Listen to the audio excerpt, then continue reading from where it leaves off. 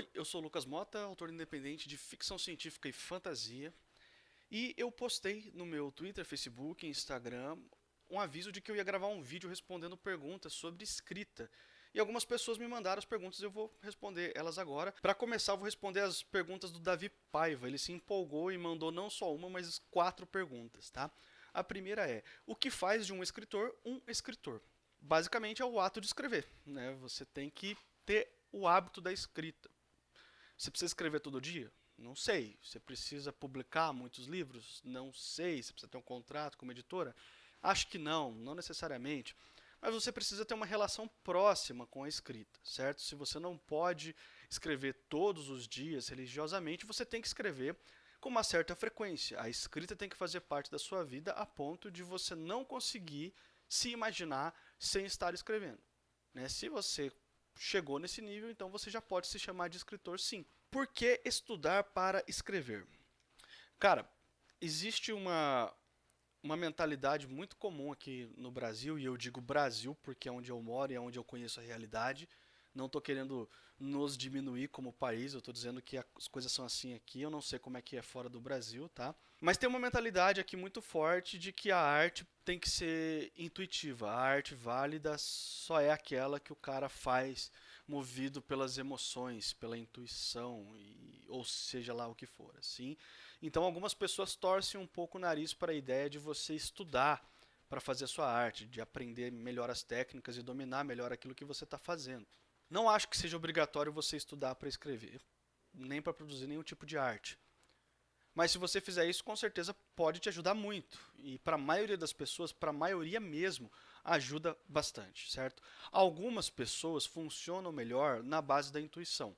Mas essas são uma minoria, assim, muito excêntrica. Eu não sei se excêntrico seria a palavra certa, mas é uma minoria muito particular, muito diferente, muito única. E, enfim, antes de você decidir que você faz parte dessa minoria mais intuitiva, eu recomendo que você pelo menos estude um pouco das técnicas para ver se o estudo vai te ajudar ou não. Se você perceber que você está melhorando um pouquinho na escrita, é porque você não faz parte dessa minoria. Você depende do estudo, assim como a maioria de nós. Eu dependo do estudo e uso ele a meu favor. O que você pensa da jornada do herói? Jornada do herói é basicamente, a gente pode chamar de uma estrutura clássica de história, que já foi muito contado, né? O Joseph Campbell é o cara que meio que compilou os princípios da jornada do herói, ele estudou isso, dedicou a vida dele a estudar esses aspectos incomuns que ele encontrava em histórias de sucesso. E Hollywood, principalmente, se valeu muito da estrutura da jornada do herói. Por exemplo, Star Wars, né? É uma forma de se contar a história que deu muito certo, ainda dá certo, né? Só que ela é muito usada. Então, se você for utilizar a jornada do herói, você tem que pelo menos dominar muito ela, saber muito bem o que você está fazendo para não fazer uma repetição da repetição da repetição, entendeu? Ela é muito útil, ela é muito interessante, mas eu particularmente não costumo usar ela. Eu uso outro estilo, outra estrutura para dar o pontapé inicial nas minhas histórias e depois de um certo tempo escrevendo elas, eu tendo a fugir de toda a estrutura assim e tentar quebrar o máximo de regra possível para que ela fique com uma cara própria, para que ela não fique parecendo uma repetição de algo que já foi feito, né? O que pensa de antologias? Cara, eu acho super positivo. Tem vários tipos de antologia, né? Se você está se referindo a antologias dessas que você paga para participar, ou seja, a editora cobra de você uma taxa para ajudar com os custos de produção do livro, ou a editora também pode exigir que você compre uma certa quantidade de livros depois de publicado para garantir assim a cobertura de tudo que foi investido. Esse tipo de antologia que tem uma parte do investimento financeiro vindo do próprio autor, eu não gosto. Não gosto desse método, não tenho interesse nenhum em trabalhar dessa forma. E eu não vou dizer para você que você não deve nunca fazer isso, cada um sabe da sua própria vida. Mas se você estiver considerando participar de uma antologia desse tipo, né, nessa modalidade, eu recomendo que você pense muito sobre o assunto para saber se é isso mesmo que você quer. Ela pode não trazer o retorno que você está buscando. Então, vale a pena o investimento financeiro? Não sei. Vai por sua conta e risco. Agora, uma antologia diferente, onde você participa de uma seleção, de uma editora mais tradicional, você não tem que pagar para participar.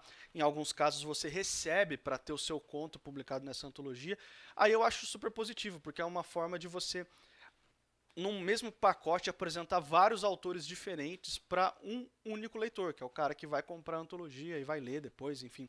Eu acho muito positivo. Ainda não tive a oportunidade de participar de uma antologia dessa por causa dos projetos que eu estou envolvido no momento, mas tenho bastante interesse e muito em breve espero poder estar participando de algumas sim. Pergunta do Marcos V. Sanches. Quais os prós e contras do leitor beta? Marcos, eu fiz um vídeo inteiro falando sobre leitura beta. Ele vai estar linkado aqui na descrição, vai estar no card aqui em cima. Mas eu já posso dizer que eu não acho que tenha contra nenhum. Eu acho muito positivo você passar o seu texto por uma bateria de leitores beta. Isso ajuda muito você a saber o que está funcionando e o que não está. Se por um acaso você receber uma crítica que for dura demais, ou que você acha que não tem nada a ver com a sua história, é seu trabalho como escritor ou escritoras saber desconsiderar esse tipo de coisa sem ser deseducado com o seu leitor, porque afinal de contas ele dedicou um tempo a ler o seu texto e passar um feedback para você, então não precisa ficar na defensiva, não precisa ficar se justificando para ele, a não ser que ele faça uma pergunta direta para você e queira uma resposta sobre algum aspecto do texto. Mas eu não acho que tenha contra nenhum não, se você tiver maturidade suficiente para usar essa ferramenta da maneira que ela deve ser usada, ela só tem a acrescentar. Fábio de Andrade pergunta, como buscar a originalidade? Cara, essa aqui talvez seja a pergunta mais subjetiva da rodada aqui desse vídeo, mas eu digo que não tem uma fórmula para você buscar originalidade, mas talvez a ferramenta que esteja à disposição de todo mundo e seja, se não a mais eficaz, uma das mais eficazes é leia muito de todos os gêneros literários possíveis que você tiver condições de pegar na mão e de ter acesso para ler. Não leia só aquilo que você quer escrever. Por exemplo, se você quer escrever fantasia, não leia só fantasia. Leia outras coisas também. Talvez a melhor coisa que você possa fazer nessa busca pela originalidade é ler bastante. Pergunta do Antônio de Vasconcelos. Como é o seu método de estabelecer o psicologismo de um protagonista? Cara, eu imagino que você está perguntando como é que eu vou criar a personalidade de um protagonista. É isso? Se não for, você bota aí no comentário, aí num próximo vídeo eu respondo direito a sua pergunta, mas eu entendi que é isso que você quer saber, então eu vou responder dessa maneira, tá? A maioria dos meus personagens, assim, pelo menos os protagonistas e os personagens mais importantes das histórias que eu escrevo, eu crio uma ficha de personagem antes de começar a escrever a história. Na etapa de planejamento ainda, eu faço uma ficha de personagem e intuitivamente eu coloco ali as qualidades e defeitos que eu acho que esse personagem precisa ter para que eu conte aquela história de uma maneira mais interessante. Coloco também um background para ele, assim, uma história pregressa, né? Algo que aconteceu antes daquilo que eu vou escrever na minha história. Coloco alguns defeitos-chave que vão me ajudar a fazer com que esse personagem cresça ou aprenda alguma coisa na história. Só que na hora que eu sento para escrever a história em si, eu percebo que muitas das coisas que eu criei, elas não funcionam muito bem para a trama. Então, o psicológico de um personagem meu, ele só está pronto depois que eu escrevo o livro. Eu começo com uma ficha de personagem, mas depois que eu escrevo o livro, eu vou modificando essa ficha de acordo com aquilo que vai servir melhor para a história. Então, o meu processo para criar esse psicológico, essa personalidade, é híbrido, assim, ele tem um pouco de planejamento, mas tem um pouco de improviso também. Igor Bastos pergunta, como desenvolver o seu próprio estilo? Isso ainda é possível? É perfeitamente possível. E assim como a pergunta que o Fábio de Andrade fez sobre a originalidade, não tem um método muito preciso, uma fórmula certeira para você desenvolver o próprio estilo. Eu repito a recomendação que eu fiz na outra pergunta lá, leia bastante. E aqui, no caso, eu complemento ela com escreva bastante. O seu estilo, ele não precisa necessariamente ser uma coisa nova, 100% original, jamais feita antes. É difícil. A literatura tem muita coisa sendo publicada há muito tempo. Então, assim, é muito difícil você criar algo 100% novo. Agora, você pode pegar coisas que já funcionaram antes, que já foram feitas antes, e refazer do seu jeito, de uma característica mais sua. E lá no Instagram, a Gigi Amberzi perguntou, quais as suas inspirações, escritores e escritoras?